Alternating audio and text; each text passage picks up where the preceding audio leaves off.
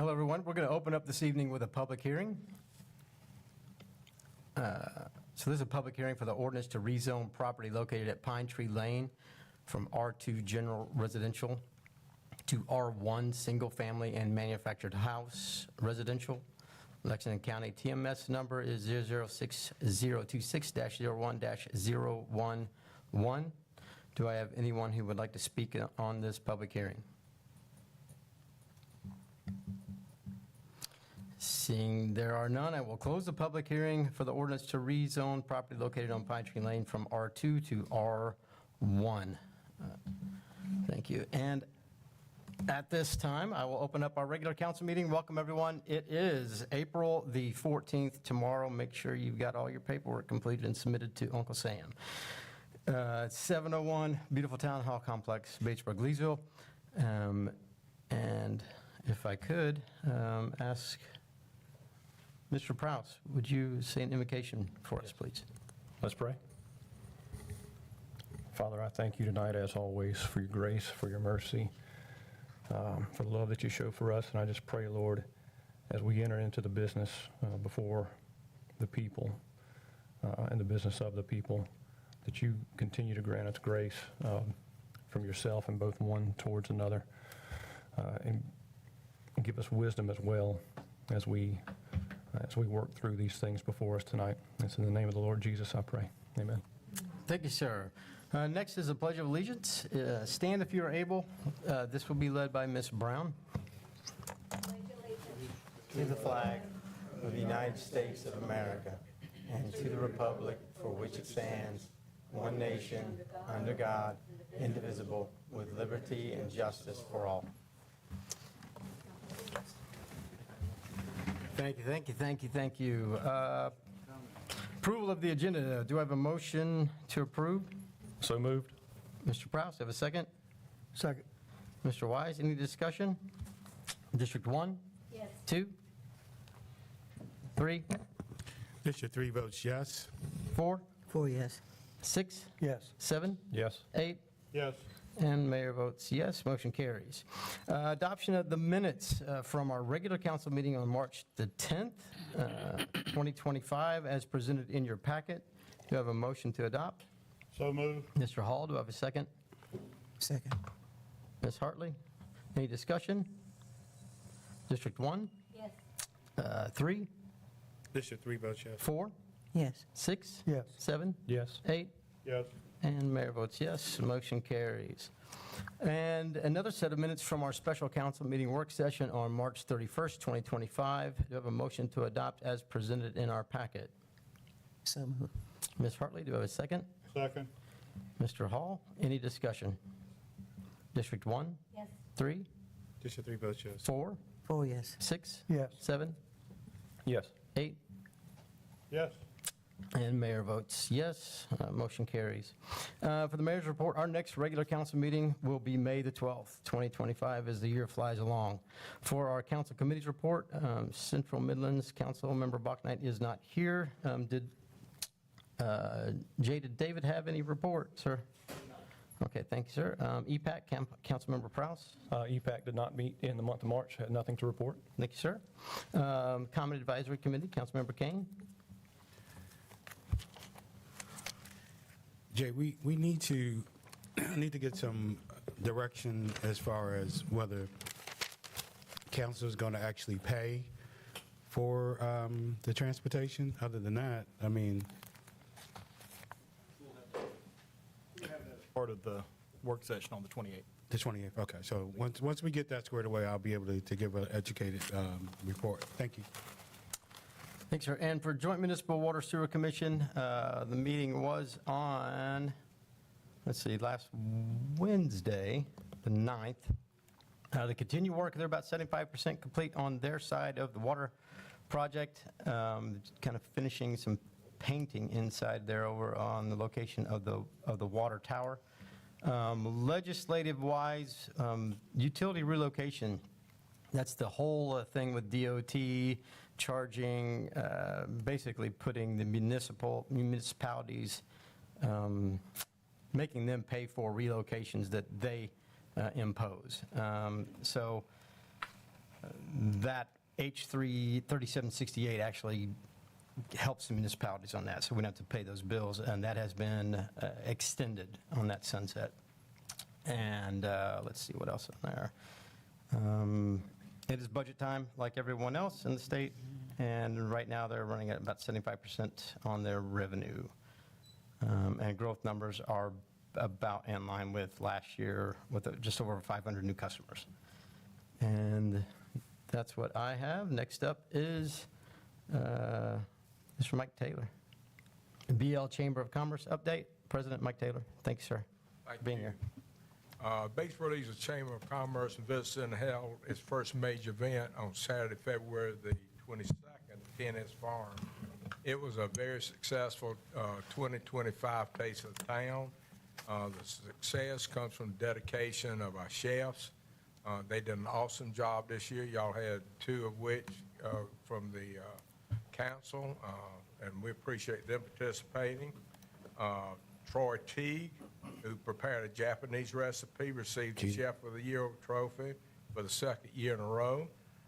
Barbara Brown, who prepared an Italian recipe, received the People's Choice Award and Best Decorated Booth Award. So y'all were well represented. Hey, Mike, I apologize that I didn't make it. That trip from D.C. kind of got me exhausted, but Troy cheated. Troy Teague. Troy cheated. He cheated. It I'm was just saying. good, but I was looking forward to your Caribbean lobster, Councilman. I really was. I will make it up to you guys, I promise. Okay. Our general membership meeting this month is on Thursday, April 24th in Millis Technical College, and the Chamber will recognize the potential honor graduates. This is always one of our favorite meetings during the year. We've also invited the parents, so we'll have an extremely large crowd this month. On Monday, May the 5th, Lexington Medical Center and the Chamber of Commerce are offering a free wellness screening from 7:30 to 9 at the Chamber office. The information, sign-up opportunities on our website and Facebook page. I think it's something like 36 spots, so if you're interested, you need to do that. The screening includes blood pressure check, lipid profile, and fasting glucose. We offered this before COVID for many years, and they discontinued that. We're now able to offer that again. South Carolina Poetry Festival and Batesburg-Leesville Chamber of Commerce Golf Tournament will be on Friday, May the 9th. It'll be a 10 a.m. shotgun start. Sponsorship opportunities and team sign-ups are available also on our website and Facebook page. We look forward to another successful tournament.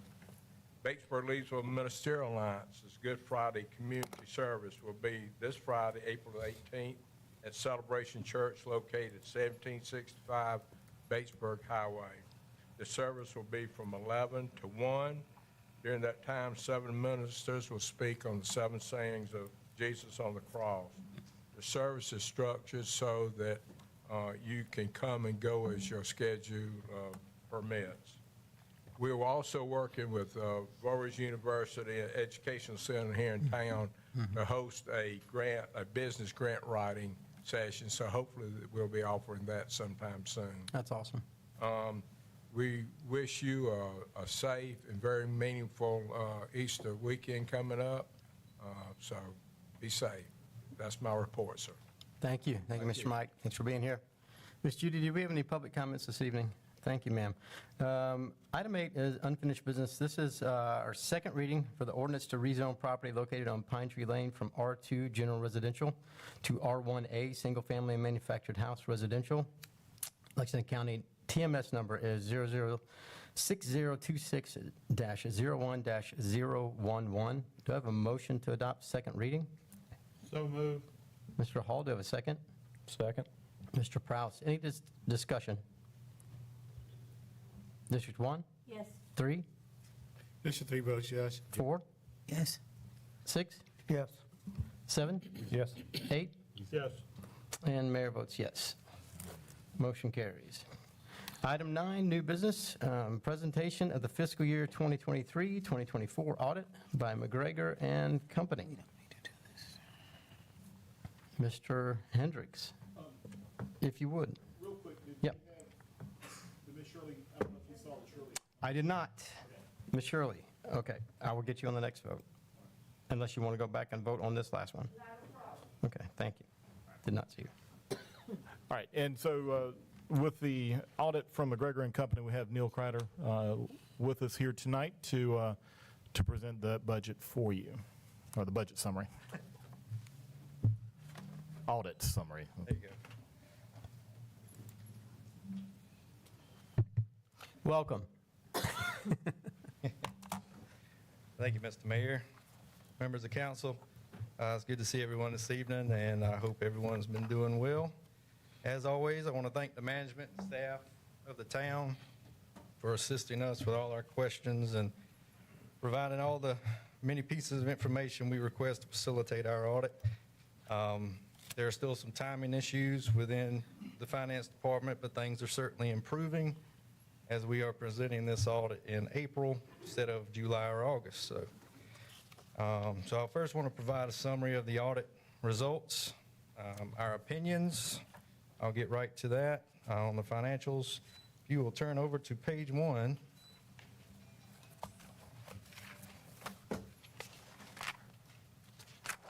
This is our independent auditor's report on the financial statement. So after conducting our audit for the fiscal year ended June 30th, 2024, and obtaining sufficient appropriate evidence to support our opinions, we issue an unmodified opinion on the financial statements, or a clean opinion.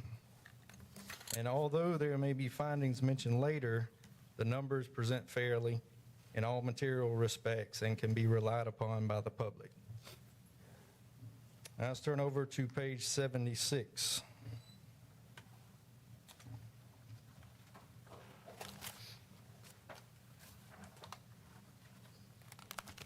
So this is our audit on internal control and compliance in accordance with government auditing standards. We considered the town's internal control over financial reporting to determine our audit procedures in order to express our opinion on the financial statements, but this is not for the purpose of expressing an opinion on the effectiveness of internal control. So when speaking of internal control deficiencies, there are two types that reach the level of reportable findings. They're called significant deficiencies and material weaknesses. Significant deficiencies are less severe finding, while material weaknesses report a reasonable possibility that a material misstatement will not be prevented or detected and corrected on a timely basis. So we did not identify any internal control deficiencies that we considered to be material weaknesses. However, we did identify a control deficiency that we consider to be a significant deficiency. The details of that finding are on page 82.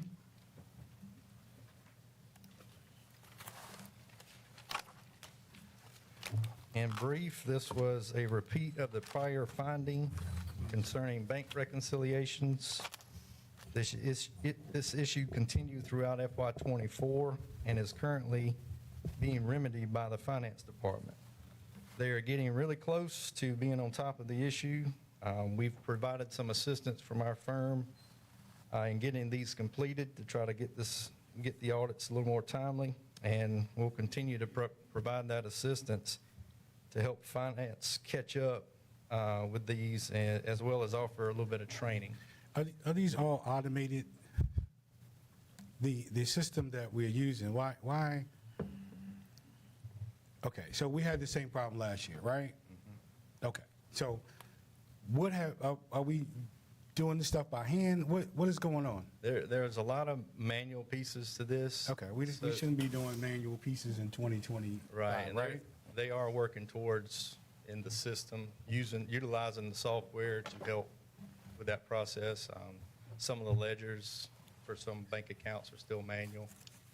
So what can be done through the software, well, obviously, that's the goal, is to get there. Okay, But that's what led to some of the issues is when you bring in manual, it brings in errors. yeah, Especially, who's doing manual stuff anymore? well, you'd be surprised. I am. Yeah. Is there software available that would automate system, or not automate, but more efficient and less likely to produce errors? Yes, sir. There's a component to the IT software that's, I think it's called Public.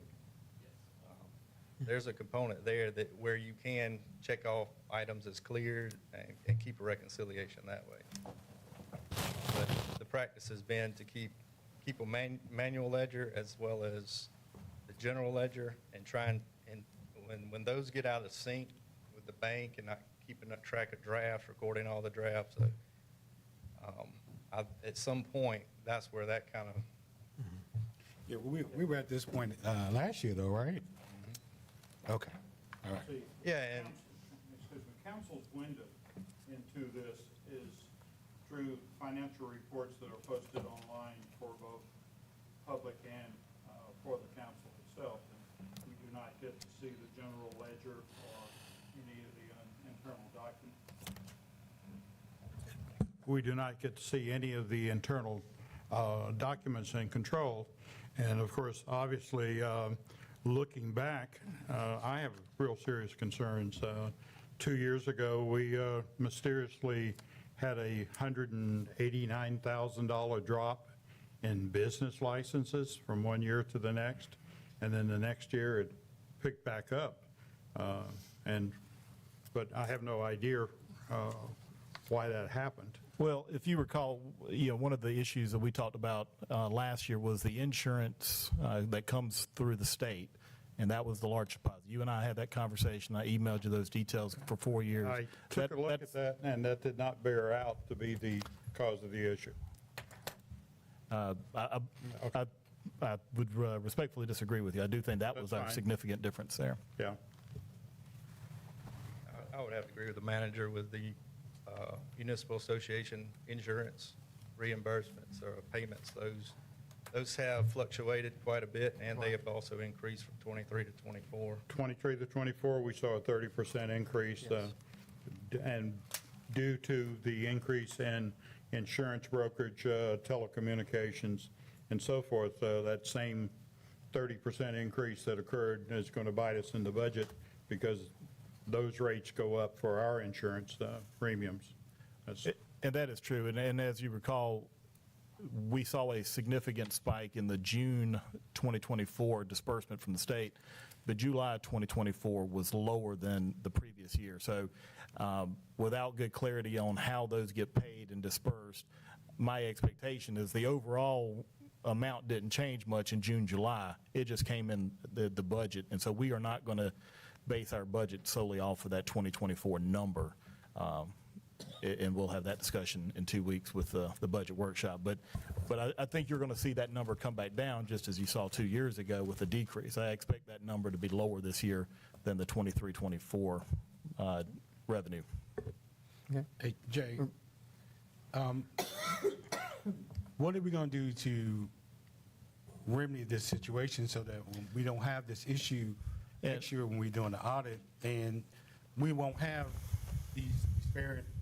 I don't anticipate that being the case next year. As Neil pointed out, Public, which is our software provider, we are utilizing Public for electronic bank reconciliation. That started with the July 1st. So that'll be the 24-25 budget and that audit. So the audit that we'll be doing, whenever the heck that is, later this year, when Neil and that crew start up the 24-25 audit, you will see the benefits of that we implemented in July. Okay. Continue, please. Thanks. All right. Okay, for the single audit discussion. For FY24, the town was required to have a single audit conducted in relation to its federal program expenditures. So when an entity has over $750,000 in federal expenditures during a fiscal year, it becomes subject to this type of compliance audit. Now, for upcoming down the road FY26, this figure will increase to $1 million. So that could eliminate the need for that.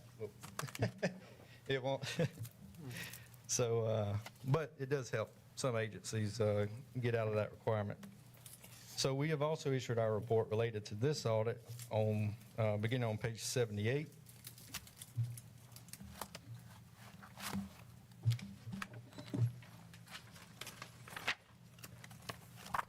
So as part of this audit, we're required to identify the major programs, and the major program determined was the coronavirus state and local fiscal recovery funds, for which its assistance listing number encompassed the SCIP grant spending and the remaining ARP spending.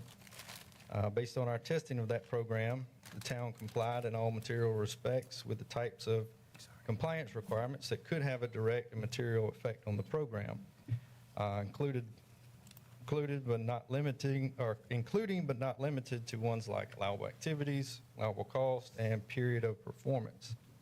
So we had no findings to report on the single audit. Any questions, since that is new? Any questions at this point?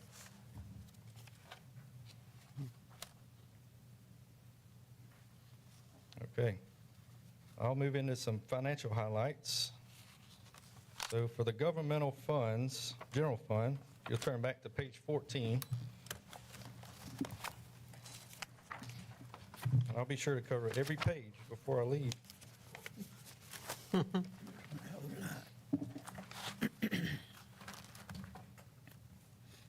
So this page shows the revenues and expenditures of the governmental funds, including the changes in fund balances. The general fund had an increase in fund balance of $278,417, bringing the ending fund balance for that fund to $2,198,275. So that's about 135 days of operating space based on the way I calculate it. Some of the significant items contributing to that increase were the Municipal Association insurance revenue. That increased year to year by $293,000. Interest income with investing in the LGIP funds, $65,000 more in interest income. We also had increase in transfers from other funds, ARP, proprietary, and hospitality tax over prior year. And then some of these increased revenues and transfers were offset by increased salaries, the 1% increase in retirement expense, and the master plan study of $110,000.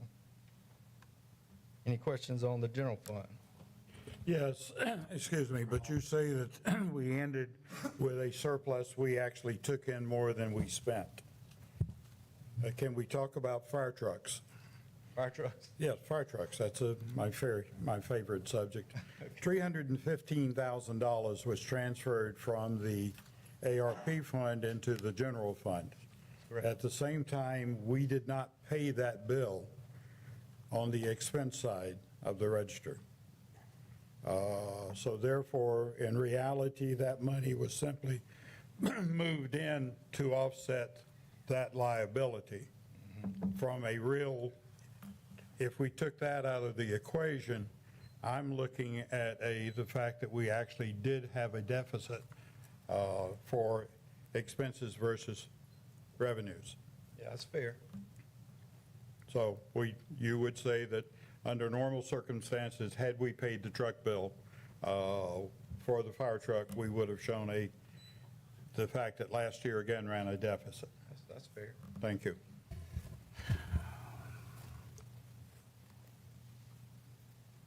Any other questions on general fund? Are we continuing to run deficits, or what's going on?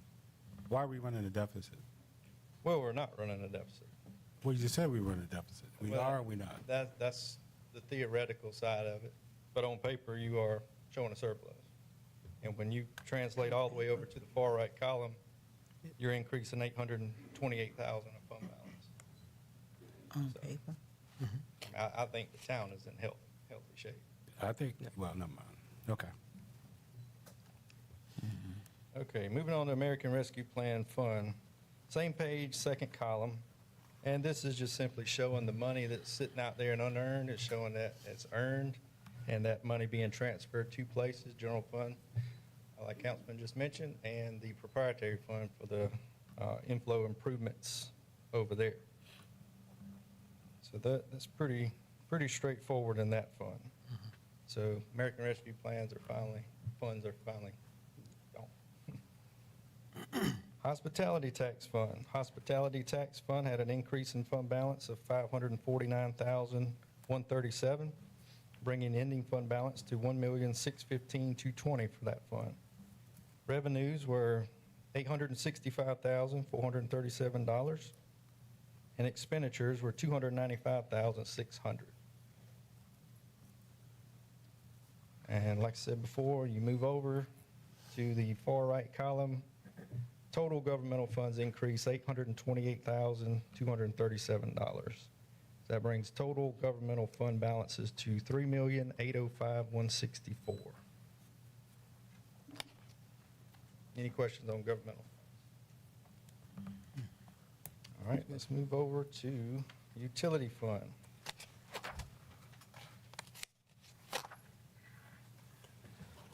All right, page 16. This one will take some explaining, just a little bit. Utility fund had a profit of $5,769,889. So that brings the total net position in the utility fund to $19,921,145. Of this amount, $16,776,188 is the net investment in capital assets, and the remaining $3,143,957 is essentially cash that would remain after paying current liabilities. Operating revenues increased $194,613, while operating expenses increased by $141,847. Most of this increase in net position, the $5 million that I just mentioned, 5.7, is from the SCIP and ARP grant funds received into that fund. The grant expenses are all recorded in net position, skip the line, are all recorded on the statement of net position as construction in process, which is why the increase in net position was so high. So you're in that fund, the way accounting standards work, in that particular fund, those expenses that are for long-term assets don't get reported as an expenditure against that revenue. Right. Essentially, what's going to happen is those underlying assets, when they are placed in service, will be depreciated.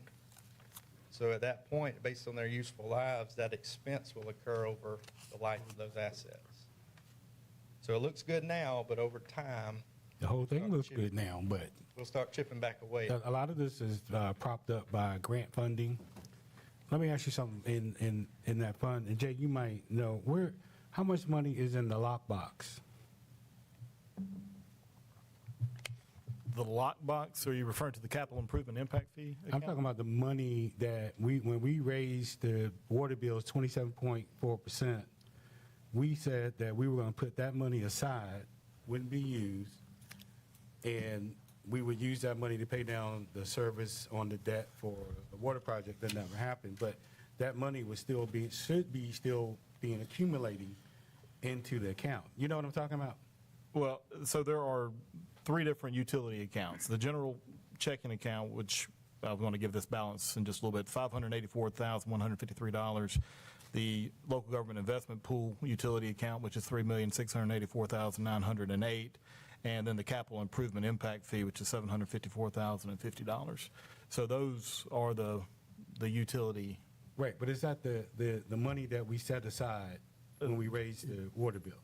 So that would be part of that LGIP fund primarily. The capital improvement impact fees are specifically impact fees that are paid with I know what the construction. But impact fees are, but you know what I'm talking about. I'm talking well, about. I understand what you're talking There about. was a separate fund. No, it was not a separate fund. Those monies are in the utility account. Most How of much that is money what's is in there? That's what I'm asking. That's what I just said. The main I'm talking bulk about of the money that we're not supposed to be able to touch. That's what I'm talking about. Not the money, not the. how much was that to start with? I don't know. We raised the water bill 27.4%, and we said that we're going to use that to service the debt. And I'm asking you, does that still exist, or That is the money that is being put into the utility reserve every year is what you're referring to, I right? believe. How much is in there is what I'm So asking. that is mainly $3,684,000, which is in the local government investment pool. again, utility checking is also kind of part of that as well. So your total is over 4.2 million. Okay, thank you. Mr. Hall? Yes, we have an outstanding bond on that side of the house, Yes, sir. and the value of that bond. The value of the bond, the next payment is June 30th, and that will, currently it's $3,525,347.60 is the So value. actually, we owe about what we have on hand. Roughly, Okay, yes, sir. so if we're break even at the moment, and our revenues going forward would be the cash flow. Of course, obviously, that's a 20-year bond. It expires in 2042, so yeah, so there's another 17 years to Okay. to go. It was 20, We're fine. 25? Yeah, we're fine. It's a bond. Continue. All right. Overall, when we pull all this information together, the town's net position increased $6,912,759. The town had overall revenue of $16,408,745 and overall expenses of $9,495,986. Long-term debt decreased overall by $286,034. And the net investment in capital assets increased $5,677,108 during FY '24 as a result of completed and ongoing projects, purchases of property and equipment. Looking ahead to FY '25, the town will be subject to a single audit again due to the SCIP grant spending combined with other federal dollars. Single audits have to be completed 9 months after year end. We were a little too close for comfort this year. We plan to get with town personnel over the next few weeks to assist in getting the remaining bank reconciliations current and to offer some training on governmental accounting. So this should have the town in great shape by the end of this fiscal year. On paper or in reality? I think on paper you look pretty good. Well, I understand that, but we don't operate on paper. We operate in reality, right? So, okay.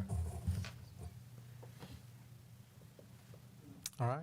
Thank you so much. You're welcome. Appreciate it. Appreciate your time. Thank you, guys. All right. So I need a motion to just to accept the audit as presented this evening. So moved. Mr. Prowse, do you have a second? Second. Ms. Brown, any discussion? Mr. Mayor. District- Yeah, really. I've got okay, yeah, discussion. Yeah, Mr. King, go ahead. Sorry. Yeah, so, I mean, I got a real issue with being okay on paper. I got a real issue with that. And so, and I got a real issue with us still doing ledgers by hand. And the way that we up against the wall every year for when it's time for audits and independent audits. And I would also like to have the audit presented to us maybe a week or two before a council meeting, because there's no way for us to go through all of these pages sitting at a council at a, how much is it? 86. 86 pages at a, in the middle of a council meeting. So, you know, we can vote and say everything's good on paper, but we really need to do some digging and some work on the financial health of the town. I have a question. Any other discussion? Ms. Yes. Hartley? Mr. Hendricks, did I hear you say that we would do a work session sometime involving the budget? Yeah, so we have April 28th, that is the plan for the budget work session. And I would remind you, the audit did go out last week. It wasn't just presented, so. But it was, There was a supplement. Ms. Hartley has the, Sorry. well, he was So, yeah, addressing his question. Ms. Hartley has the That's okay. floor, but 28th at 7 PM will be. And you addressed Okay, his thank question. you. Okay, so then, in reference to the fact that we did get this via email, it was rather lengthy, so it was difficult trying to read that before tonight. So it would be well if we could get it ahead of time, more than 4 days before or a week, especially when it's this length. And so I think that when we go into that work session, tonight, I'm not satisfied with doing a yea or a nay on this report. Thank you. Any other discussion? District 1, Yes. 3, District 3 votes yes. 4, No. 5, 6, Yes. 7, Yes.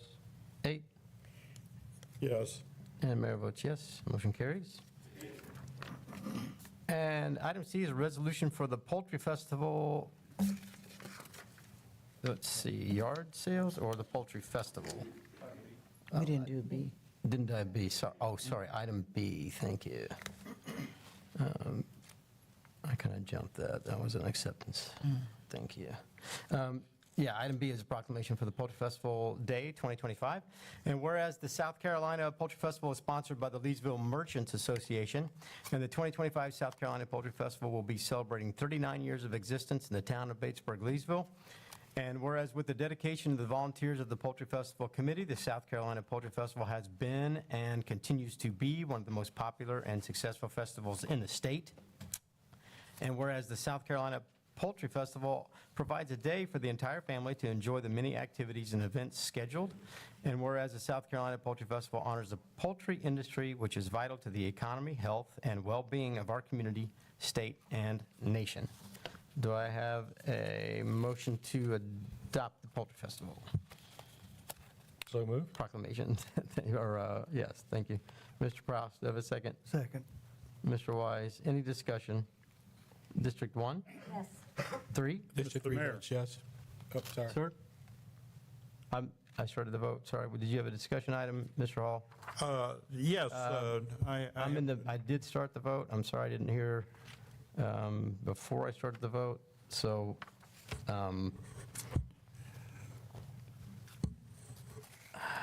David, it's okay, it's business as usual. We can do the discussion. I'm sorry, Mr. Hall, I did not hear any discussion on, normally we don't have discussions on proclamations, so I was just carrying through. But I've started my vote. Do I need to continue? Yes, Mr. Mayor. Thank you. District 4? Yes. District 5? District 6? Yes. 7? Yes. 8? Yes. And the mayor votes yes. My apologies. Motion carries. My apologies, Mr. Hall. And this is item C. This is resolution for the Poultry Festival yard sale. And let me grab that. Whereas the Leesville Merchants Association is sponsoring the annual South Carolina Poultry Festival, Thursday, May 8th through Saturday, May 10th, Town Council, Batesburg-Leesville, and as determined, it is in the best interest of the vendors participating in the South Carolina Poultry Festival to prohibit yard sales in certain areas within Batesburg-Leesville town limits.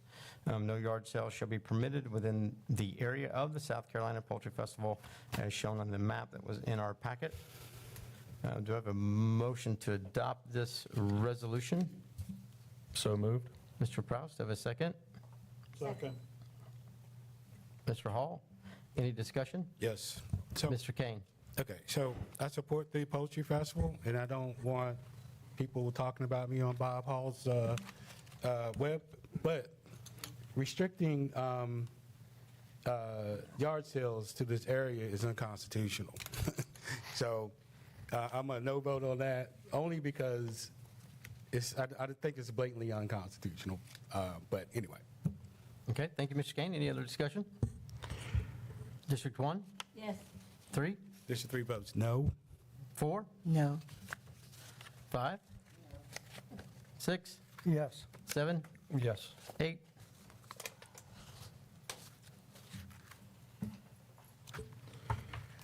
I'll vote yes. Thank you. Mayor votes yes. Motion carries. Council vote for excused absence from last month's meeting for council members Kane and council member Mitchell.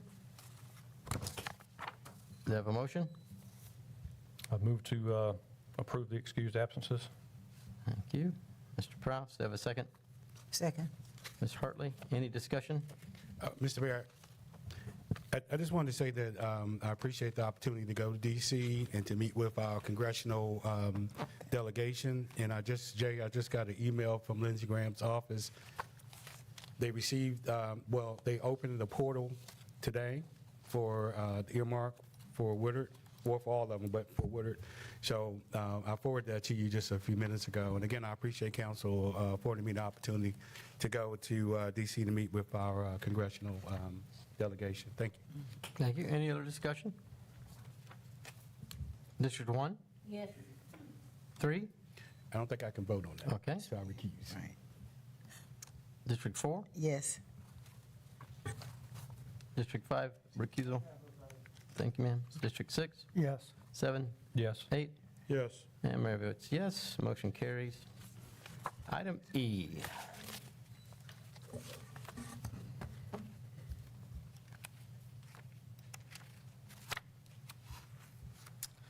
So this will be first reading. Council approval is needed for an ordinance which would rezone 2 parcels of property located at 290 Willis Street and on Etheridge Street, consisting of 2.08 acres from C2 Office and Institutional Commercial to C1 General Commercial. With 290 Willis Street, Lexington County is, TMS number is 007-028-02-018. And the Etheridge Street parcel is identified as Lexington TMS number 007-028-02-015. What is it going to be Do I- used for? Before you do that, what's it going to be used for? Before we vote. Let me read a little more. How about that? So the rezoning request comes from the owner of both parcels, Victor Golick, asking to rezone the property at 290 Willis Street and Etheridge Street. The property is contiguous to C2, R1, R3, and is approximately 270 feet from C1 property. The property was previously zoned C1 when it was used as a Dollar General, and in 2024 was rezoned to C2 to accommodate a specific tenant that is no longer there. They feel that C1 is better suited for the type and size of building. The Planning Commission gave unanimous approval at their March 17th, 2025 meeting. And let's see, let me look through. I can give the definition.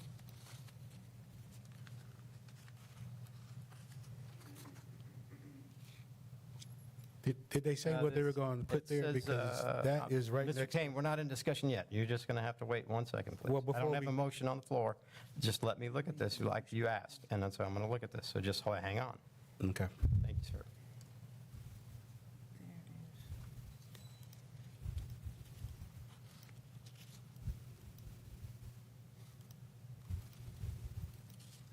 And Mr. Mayor, if I may, Yeah, I don't see it. there is no specific use that is listed. That's what I'm not, yeah. I They agree. felt that as you see on the TV, the specific of the building, which was Dollar General, would be best used for C1. We do have Jeffrey Woodruff here with us tonight. He is a representative listed on the paperwork. So if you get to that point, I'd like Okay. I'd like to hear. Mr. Kane, I want to get a motion before we go into any discussion and Well, I move that we invite table- anyone I move that up. we table until We we have know a motion to table by Mr. Kane. until we figure out what's going on. I have a motion to table. Well, it's presented in our packet, but I do have a motion to table by Mr. Kane. Do I have a second? Second. A second by Ms. Hartley.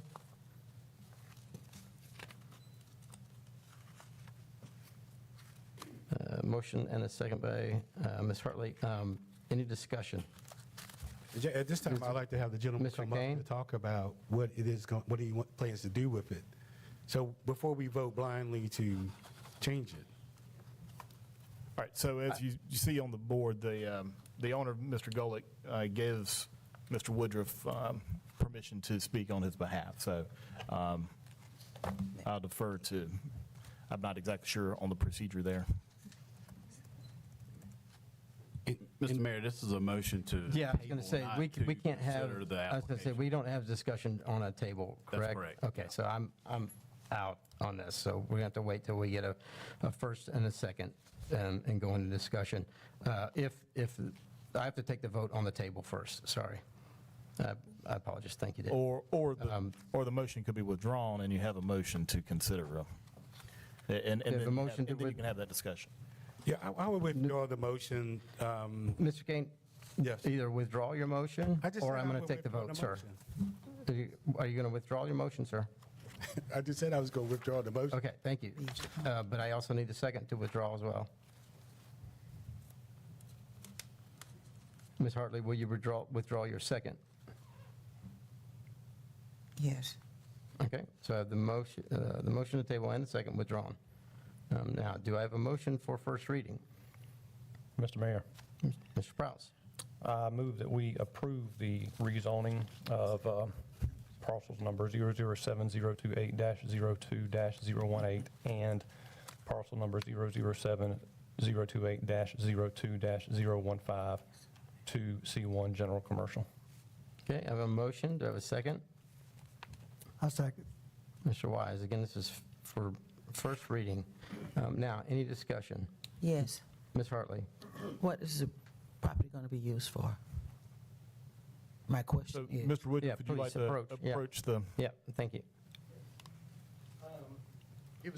We went from C1 to C2 to accommodate a learning center. That's right. And it couldn't operate for whatever reason under C1. And as soon as it was approved, that tenant moved out because she ran out of funds just because of the process. But in marketing it, we found, we don't have an intended use. It's an investment property that we would lease to other businesses like a lot of properties in town probably. But the C2 zoning does not allow retail over 2,500 square feet. So a lot of people wanted to have a grocery store was one, a small grocery store, someone wanted a restaurant. But as I understand the zoning, any use that would be selling products would not be allowed in a building that's, only 2,500 square feet in the building or however it's. That's the main problem we're into, is that no retailers, like it was designed, the building was designed to be a retail building, can actually occupy the C2 zone. It's not true. Mr. Kane? Yep, I just need to keep it orderly, please, since we That's have. fine, I understand. If I'm wrong, then I'm just wrong. But there was other things where we would go back with the zoning and say, no, that's not going to be allowed. Okay, so now, do you have a potential tenant? Did you present that information to the planning commission? No, I don't have a potential tenant that's being used to store ink currently. It's being used for what? I'm sorry, can you speak in the mic? Mr. Kane has the floor. Ms. Hartley? couldn't hear. Miss- that's okay. It's being used to store ink. Okay, thank you. Nobody's running a business out of it. Okay, and for council's edification, my only concern is that property butts up to Lee Park Acres, and we need to make sure that what we put in there is not disruptive to Creekview or the neighborhood that it is contiguous with. And, I was hearing some other things that might go in there, and that's going to be a problem. Well, there was nothing that was going to go in there. There were just people calling and asking about it. And nobody ever produced a letter of intent. Okay, what did they call and ask about? What were some of the things that they wanted to use it for? Well, somebody wanted to mill steel in there, so that's not allowed. Somebody else wanted to have car sales, and I don't think you can have yard storage of your retail items. But that might be true under, it might be true under C1 or C2. So Did anybody call about making it a nightclub? no, Okay. no, nothing that would be disruptive to the surrounding neighborhood. But I wonder if the town couldn't also control that through business licensing. Like they just wouldn't issue a license to somebody that they didn't want. Mr. Mayor, if I may. Mr. Hall? Sir, what is the size of the building currently on the location? Somewhere between 7,000 and 8,000 square feet.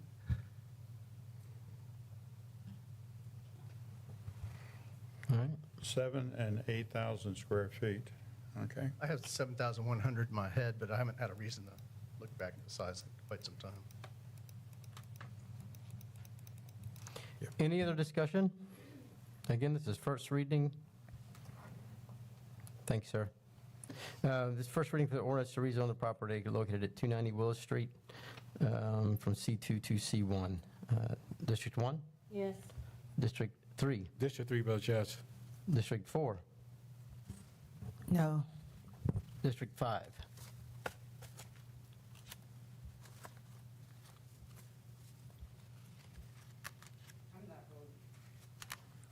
District 6, Yes. 7, Yes. 8, Yes. and Mayor votes yes. First reading passes. All right. Item F is approval of the contractor to conduct our valve assessment study. And if you all just give me just a second here, so I can get to this.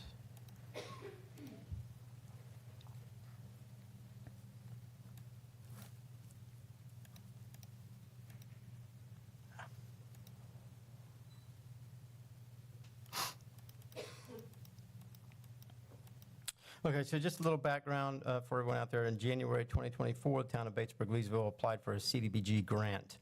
It's for a water valve assessment study. The initial request was for $499,000, with the award of $399,852 being received in July of 2024. Community development block grants are 90-10 grants, which require the town to provide a minimum of a 10% match. RFQ was posted December 17th, 2024. Bids were due January 23rd, 2025. And let's see, there is a project breakdown, of course, that was in the packet. And staff's recommendation is that council select Hazen and Sawyer to conduct the valve assessment study up to a cost of $497,750, with funds coming from the capital improvement impact fee account in the amount of $97,898 after the grant funds. Do I have a motion for the approval of the contractor? Mr. Mayor, Mr. Prowse? I move that we approve staff's recommendation. All right, we have a motion to approve staff's recommendation as presented in the packet. Do you have a second? Second. Ms. Brown, any discussion? Mr. Mayor, if I Mr. may. Hall? Mr. Hall? This is a no-bid situation, and our ordinances, again, we don't seem to pay attention to ordinances, particularly those that are financial related. But in this particular case, it's a no-bid contract, and our ordinance specifically states that contracts over a particular value have to be bid. It was done on an RFP, and the RFP did not require. It was not done on an RFP? RFQ, sir. RFQ. Yeah. Done on an RFQ, and there was no monetary bids along with the proposals? No, sir. RFQ, they present their qualifications on doing the project. Our utility staff and myself, we reviewed those 6 contractors. I shared those, the other ones today at Councilman Kane's request. I shared those. There were several that were decent, they were good, but the history with Hazen and Sawyer, they already have all of the new project. They are the current contractor for the water project. They already have all of that system, GIS and mapped. They already have a water model for the larger lines in town due to the water project and tying that in. So they will be able to build off of that current mapping, and we would have one integrated GIS system. We felt that that was the best system for us to go with. Their pricing before the contingency is right at 13%, where we have to have a 10% match. They're at 13%. I felt that was in line. And Is there a time limit on the grant? it has to be completed by June 2026. And again, you're telling me that our ordinance does not require a bid in this situation? I would, to be sure, I would have to go back and review that, but this is the way we have operated for many years with RFQs. But The point is, the way that we have operated many years does not necessarily make things right. We have an ordinance on the books that calls for a bid at a particular price level. Do we or do we not live by our ordinances? Do we? And the answer to that obviously is no, but we have to stop being selective about which of our ordinances we do enforce and do not. And in this case, it is a requirement to bid. Do you want to suspend the ordinance? But the ordinance is very clear. At a dollar amount, it requires a bid. Mr. Mayor? Mr. Prowse? My understanding with regard to request for qualifications specifically related to professional services, which I believe engineering, it falls within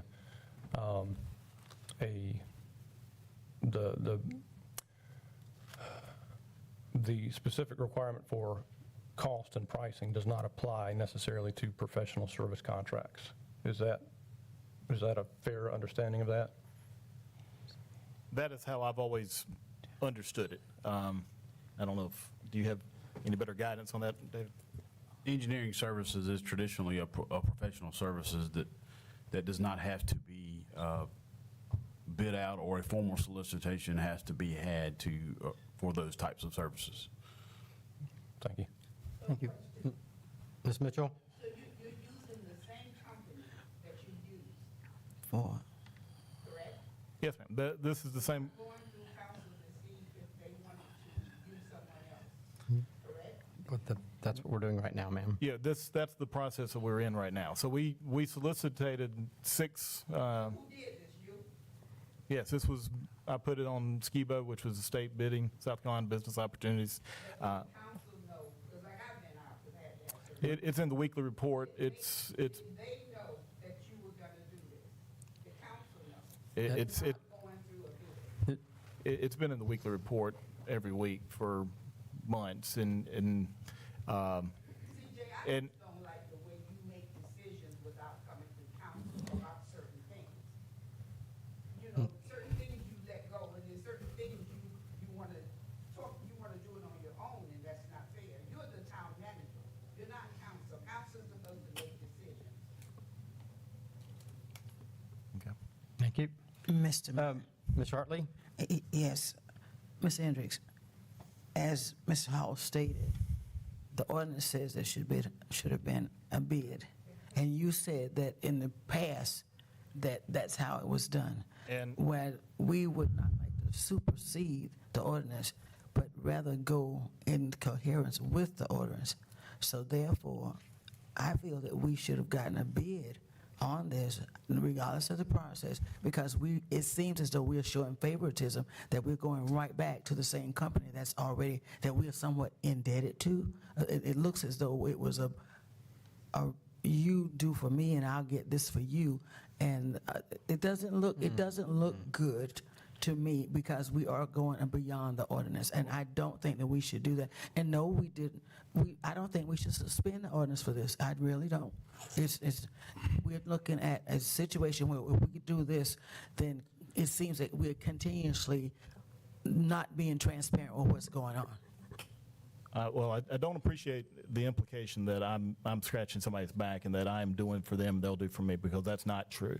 I have no financial gain from any of this, but I do believe that this is the best for the town. That is the only reason that I'm bringing Hazen and Sawyer forward, is because of their experience with us. We have been working with them for multiple years on this project, the water project. This is separate from the water project, but their experience with the water project is valuable to this study.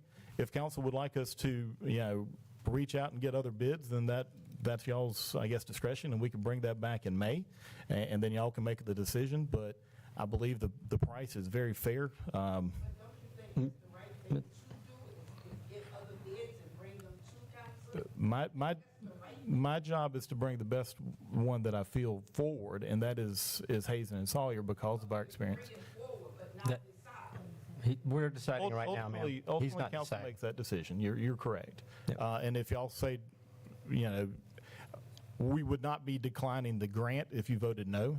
We would, back up and punt, and if that would be to bring multiple prices to you, and then y'all make those decisions, and y'all can study, the information that was sent out today. Y'all can study those proposals and presentations, and we can get prices from all 6 of them if y'all would like to have that level of it. Okay, all right. Council is saying we'd have to rebid that, but Because the process was put out as an RFQ, you cannot accept, now you cannot go and start looking at prices for that. You would have to scratch the whole thing and start over again with a true bid Yeah. solicitation, if that's the way council chooses to move forward with that. Mr. Mayor, Mr. Kane? okay, so here's the issue that I have. We just had an ethics ruling that, and you may think it's funny, Mayor, but I don't. We just had an ethics ruling, 6 counts, that we violated ethics law, and part of that ruling was Hazen and Sawyer. So I understand, Jay, that you're saying this is not part of the water, it's not part of the water project. That's just a but lie. then you, at the same time, said that they are a part of the water project. They've been doing it. They're familiar with the system. They, It's a lie. And what's a lie? Mr. Mayor. Hold on, wait, I have the floor. Point of order. Mr. Kane has the floor, Okay. but point of order is called. What is your point of order, Mr. Hall? We need to maintain some civility here. We are a council of representing 5,270 people, and we need to do it in a civil manner. The exchange is unnecessary. While I have the point, I would like to say if it is decided to declare this as a professional services, then I think council has virtually no alternative but to accept the situation. And so I have a motion and a second. How much is the second for what? We have a motion and a second for the approval of the contractor as presented So I'm in the not going, packet. so what about my? Mr. Kane, hold on. Yeah. Is there any more discussion? Well, don't I still have the floor? Well, his point of order was to calm things down. So I'm going to give. I'm not out of order. If you would like to talk again on the approval of the contractor specifically on this valve assessment study, please continue Okay, so. on that. Yeah, and my point is that, one, we should not have an appearance of impropriety, and I think this is inappropriate to sole source It's not- this contract to, or professional services contract to Hazen and Sawyer when it's an open question of whether these water contracts are voidable or not based on the ethics finding. And so prudence says, let's bid this thing out and avoid any appearance of impropriety. But right now, it looks like Hayden Sawyer was given or awarded contracts that are being questioned in court or in the administrative venue. And now we're going to double down on that and give them another $500,000, right? To do a project without even bidding out to see if there's another company that might be interested or might be more qualified to do this. This is not right. Thank you, Mr. Kane. Any other discussion? I'll add that 6 engineering firms submitted proposals for this project. This was an RFQ for professional services. The relationship with Hazen and Sawyer and their institutional knowledge was a major driving force in the selection of them for this project and the recommendation from staff. District 1. Yes. District 3. District 3 votes no. District 4. No. District 5. District 6. Yes. District 7. Yes. District 8. No. And Mayor votes yes. You better think Motion before you vote. Motion fails. Okay. Now, he's not supposed So, to repeat. Mr. Kane, you're out of order. There's nothing else to say. The motion fails. It's 4-4. Okay. Motion fails. We'll see- Sir, we'll see. you're out of order. Resolution, suspension of open container ordinance for proposed beer festival. Ms. Rosemary Knowlton, let me get to this resolution. Hold on one second.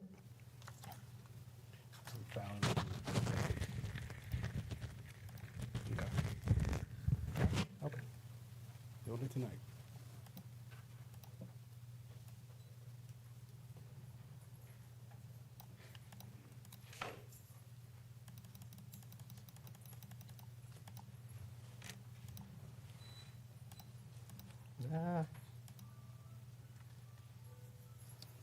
1 second. Just trying to find my page.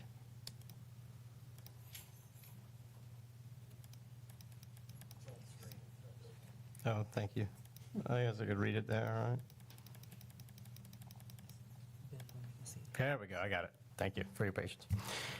This is a resolution of the town, whereas the town is supporting Homeland Craft Beer and Wines Beer Festival on Saturday, August the 9th, 2025, on Main Street in Batesburg-Leesville. And whereas Section 9-2-8, possession of open containers while on public streets and sidewalks of the town of Batesburg-Leesville Code of Ordinances was adopted by the town council in 1996. And whereas part of the event, Homeland Craft Beer and Wine desires to have multiple food and alcohol beverage vendors on site.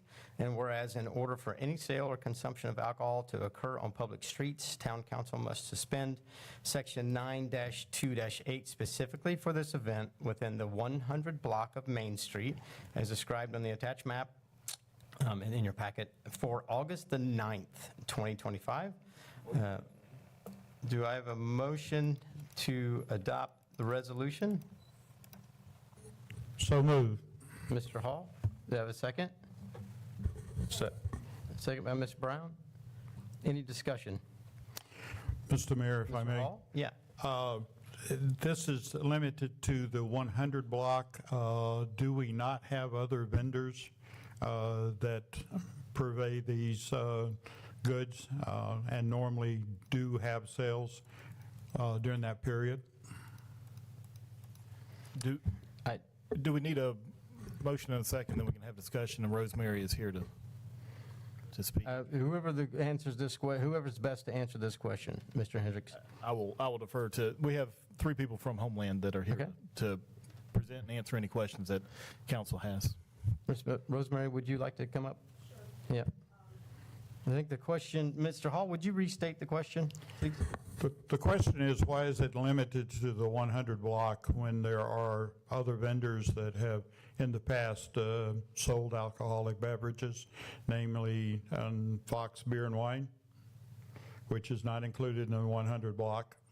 It's not included in the 100 block, but all of these people that you are referring to are invited to come in within the 100 block and be a vendor, should they choose, and they will be invited, as well as Batesburg businesses.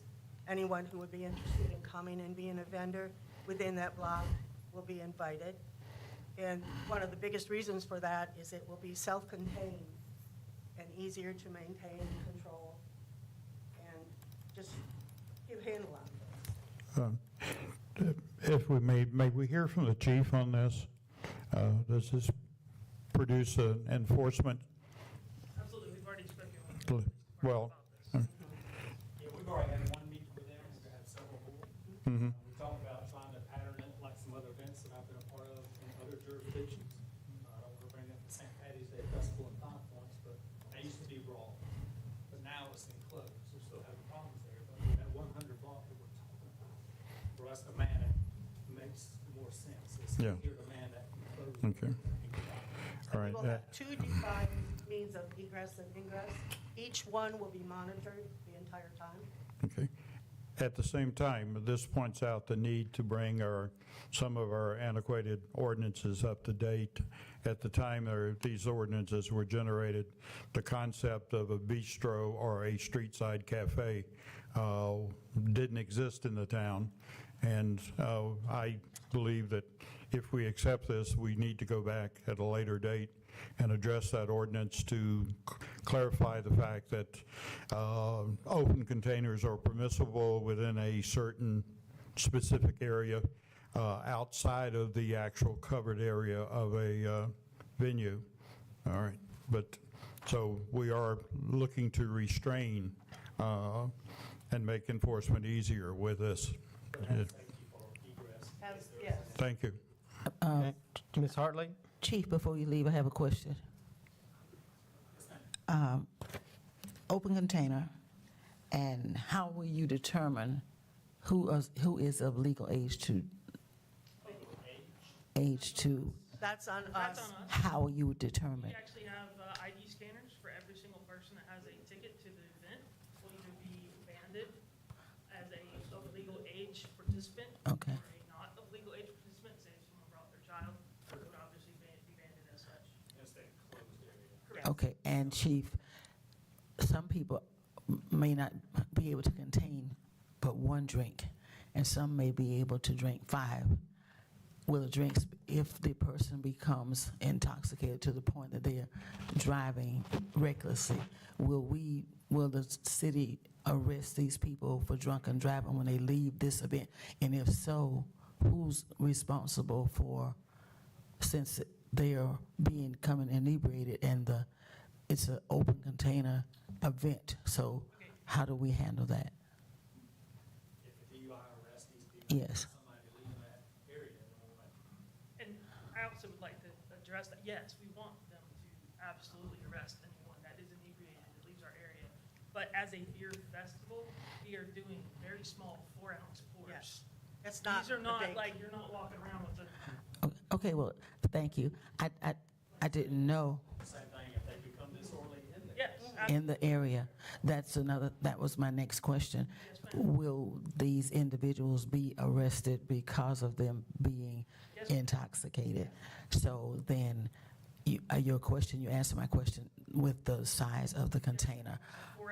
And you said beer festival. What all entails a beer festival? I'm not that young, so I may not know. So we are inviting local breweries from South Carolina, North Carolina, and Georgia that are closer to here, like Charlotte, Augusta, and mostly in South Carolina. And they are going to have the opportunity to pour these small pours for individuals that buy tickets to the event. And then also within the event space, there will be music, there will be food trucks, there will be water station, there will be a cooling station, and a place for them to rest and sit. I need iced tea, okay? Iced tea, yes. but- Local vendors that we're going to include Yes. from the Batesburg area. So that's going to be a tight space to put that many vendors in. Well, we will restrict our number of Yeah, we vendors. won't have like, we're not going to go. We're not gonna pack everybody in there like sardines. And I know my time is coming close. Do we anticipate another event of such in the next year? We would love that. Hopefully, That's our goal. yes. And the hours are from Just 2 to 6, okay? There'll be some setup times. Yes. From basically from 12 to That's, yeah. My concern was about the actual time of the event. It's not something that's gonna run until not gonna midnight, run, no. 1 in the morning, no. It'll be done at 6, we'll break it down and it's over. It's gone. Well, thanks to all of you. I'm concerned that some people tend to bring their children out with them. I'm hoping that because, they would. Some people take their children everywhere they go. So my concern is the children being exposed to such environment. So, like children see the little cup and they're like, can I have some? So not to you, but to the parent, because, we don't drink in my home. I know you can't control that, but I'm concerned about family and children being exposed to, to alcoholic beverages, because we do have a lot of issues in the area already. Thank you so much. You've answered my questions. Any other discussion? Yes. Ms. Brown? Yeah. You're talking about if you, families bringing their. Turn on your mic, please. Thank you, ma'am. You're talking about families bringing their children being exposed to it. Do you not think they see it at the house? Please address Do you forward, not think please. they Thank see you. it at the house? They're exposed to it Thank you. everywhere. All right, any other discussion? Thank you, Homeland, for coming up. Appreciate it, answering our Thank you questions. for having us this evening and hearing us, we appreciate it. Yes, ma'am.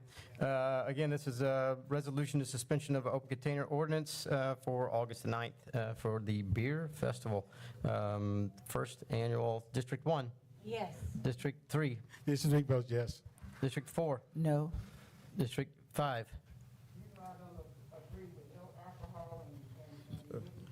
I don't either. I wasn't aware, but is that a no? Okay, thank you, ma'am. No. District 6, Yes. I agree with that. 7, Yes. 8, Don't need to Yes. open the town up to such. and Mayor votes yes. Motion carries for the resolution. Manager's report, Mr. Hendricks. Oh, shoot. You did it. Don't shoot. It's too late. It's too late. All right. Just a quick run through a couple of town holidays that are coming up. We've got Good Friday this Friday, April 18th. They don't know what it is. May the 12th is Monday after the Poultry Festival. That is a a good holiday for a lot of our employees, police, fire, street department. They definitely appreciate that holiday. And then on May 26th is Memorial Day. Do have a reminder again, May 8th through the 10th is the Poultry Festival. And then again, tomorrow is the Easter egg hunt at Leesville College Park that starts at 5:30. So hopefully you can make it out with your young ones. It should be a good time. The weather looks like it's going to be perfect. And just to run through some project updates, the water connection with Joint Municipal is rolling along. They've got 2 crews that are working on the Joint Municipal side right now. Deborah Boston from the SKIP program will be out next week to check on the progress of our System 2 line. System 1 line is currently undergoing some pressure testing as we speak. They were at the intersection of Francis and North Lee today. Redistricting maps, RFA finally got those shape files to us into Lexington County and Saluda County. State Election Commission got the kickout list to the counties as well. There was a few hiccups along the way, but I think they're straight at the moment. So we have been in contact with both Lexington and Saluda counties regarding that. So that'll all be in place for the April or August filing period. Pine Street corner parking, it was a little slowed down last month with the fuel tanks, but those have been removed and they're back on track. They are awaiting the SCDOT encroachment permit to pour the sidewalks. Nothing new to report on the climate pollution reduction grant. That is one of the ones tied up with the new administration. And then also we're still waiting on some more from the Safe Streets and Roads for All grant. No date has been set yet for the comprehensive planning meeting. Still waiting on Gregory Sprouse and Central Midlands to get all their mapping and background information taken care of. The Seafront Sidewalk project, I'd hoped that it was going to be completed by now. They'll be back in town Monday or Tuesday of next week. They had some vehicle issues, but just to fill the dirt in along the sidewalk, so that will be done soon, and that project will be completed. We've got a meeting scheduled with FEMA on the 24th as we continue the process from Hurricane Helene. So that is scheduled for the 24th. We've been submitting more documents, supporting documents to try to get reimbursement. The Haynes Auditorium Assessment project is continuing. We have received the as-built drawings, and they were in town, that was Friday or Thursday of last week, working on the mechanical survey, dealing with HVAC and stuff of that nature. And the 534 West Church Street roof work, same contractor, same mechanical or equipment delays, but they should be completing that project next week is what I'm being told. And then work starts this week on park restrooms, and site work is also supposed to be beginning this week at the new Verizon and Dunkin' Donuts. While that's not a town project, it certainly has much interest. And just to run through those budget numbers, we hit on some of those earlier. General fund balance, general fund checking account, $818,414. The local government investment pool for the general fund, $858,213. Utility checking accounts, $584,153. The utility local government investment pool is $3,684,908. Victims assistance, $17,190. Fire department 1% is $25,587. The police department donation account is at $10,793. Capital improvement project and impact fee account is at $754,050. Municipal courts at $40,332. Hospitality tax checking account is at $306,669. And the local government investment pool hospitality tax is $1,538,696. And one last item, I would ask Ty to come forward. I didn't expect Ty to show up tonight. He doesn't start officially until August the 21st, but he wanted to come out and get a taste for Batesburg-Leesville. So Ty Robinson will be our new assistant town manager starting on August the 21st. Welcome. Welcome. Ty comes to us, he's currently with the Department of Commerce. He is a Francis Marion student government president and alum of Francis Marion. He's a patriot, See, got the mascot down. And then also has his master's from College of Charleston with a public budgeting focus in his master's of public administration. So it was a process to get through it, and very excited to have Ty starting. We got his office painted and the desk put together, and so it's going to be nice and fresh for him starting on August 21st. So just want to bring him up and introduce him to y'all, and looking forward to having Ty join our staff. Welcome. Yeah. Yep. So, all right. Yep. Yeah. Thank you. Does anybody have any questions? Yes, sir. Yeah, Mr. Hall? As usual. The fact that we ran a theoretical deficit last year, I'm concerned about the ongoing situation with the current budget. We were razor thin, had to move money from the reserve. But according to the financial reports, we have a lot of line items, and our ordinance again says that that they should not be exceeded without coming back to council for appropriations. But the town council itself has 6 line items that have expended more than 100% of the allocated funds. The administration 7 line items, the fire department 6, the police department 12, public works 6, fleet department 8. It's not a budget under control when you have this many line items where we're 9 months into the year and we're already exceeded, not met, but exceeded the budgeted allocations for those line items. I mean, I didn't hear a question, but. the question is, are you working diligently to make sure that we try to stay within our budget? We are working on that. Several of do you- those line items, I think we can contribute some of that to Hurricane Helene. Unfortunately, Some of them, the hurricane, the other is our financial reporting system. This council has sat here and appropriated some close to $400,000 this year. It was not in the budget, and those do not reflect on, those allocations do not reflect to individual line items. Makes it very, very difficult for a council member, or at least this poor old country boy, to be able to sit down and determine actually what's happening as far as control of expenditures to the allocated resources. Certainly would like to sit and go over the budget. And we do have April 28th for a work session for budget and annual action items. And as I had mentioned in the weekly report, and I've mentioned it to several of you in person, I will be out of the office for this week. I'll be available by phone, but a little family vacation. So I will be back on the 21st, and we'll be jumping in with Ty at that time. So, All right. any other questions? Thank you, Mr. Hendricks. Thank you, sir. We have no executive session this evening. Potential agenda items for next month's meeting. Mr. Kane? And Jay and Dave, do I need to put this on the agenda about looking into these contracts, or is that something that you're going to put on the agenda? I think council's direction to do that would be, I think that would be the best avenue. I think it is still going through, appeal is also happening, but. Okay, but so if it's going through an appeal. What's your motion, Mr. So, Kane? Mayor, please, let me address what Jay asked me, okay?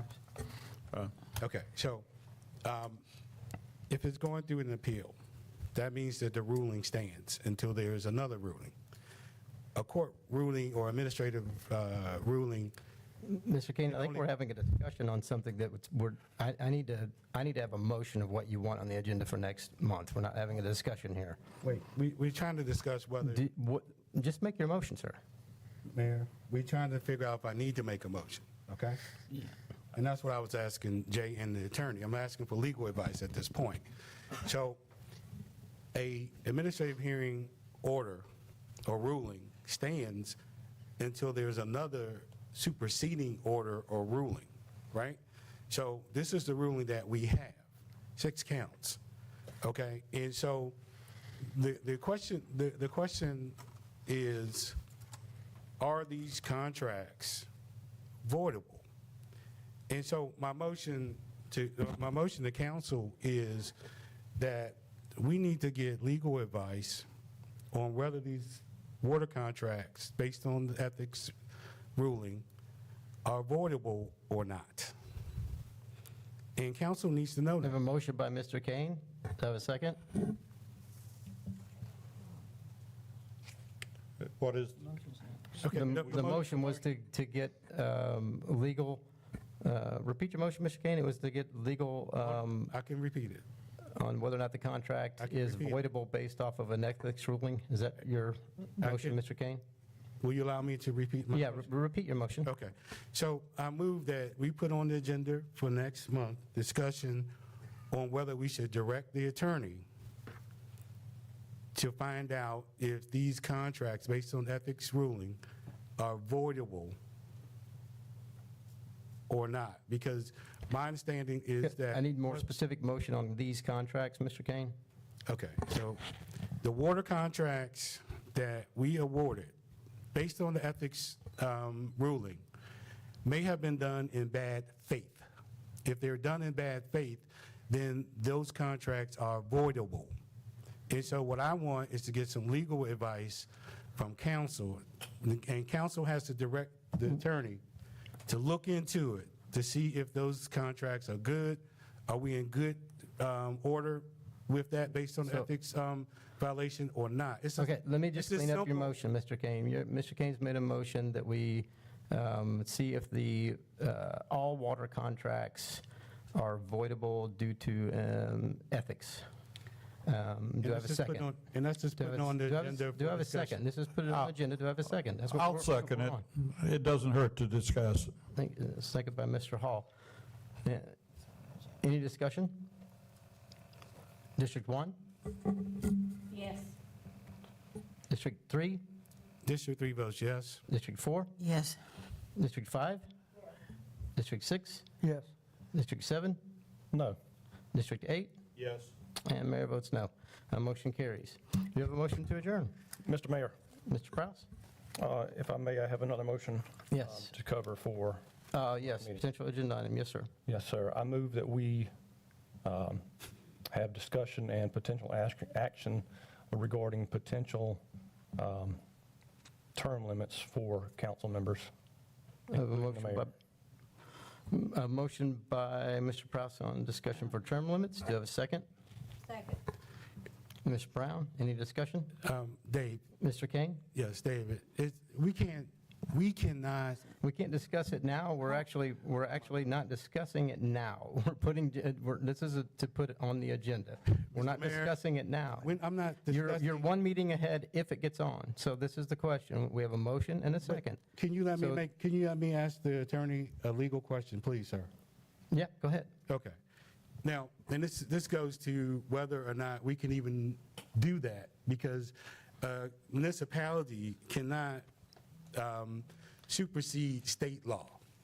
The state law does not have term limits, correct? They do not, no. Okay, so a municipality can't implement term limits, and the state doesn't offer term limits. Okay, any other discussion? And anybody up here that is subject to that would be grandfathered in, so. I have, Ms. Hartley? I didn't understand whatever that was, the motion, what was it? Yeah, restate your motion, Mr. Prowse. Simply to have discussion and potential action related to term limits for town council. Thank you. We have a motion and a second. Any other discussion? District 1? Yes. District 3? District 3 votes no. District 4? No. District 5? No. District 6? Yes. District 7? Yes. District 8? No. And mayor votes yes. Motion fails. All right, any other motions for potential agenda items for next month's meeting? A motion to adjourn. So moved. Mr. Prowse, do I have a second? Second. Mr. Wise, any discussion? District 1, Yes. 2, or 3, District 3 votes yes. 4, Yes. 5, 6, Yes. 7, Yes. 8, Yes. and mayor votes yes. We are adjourned. Thank you, everyone, for coming. Thank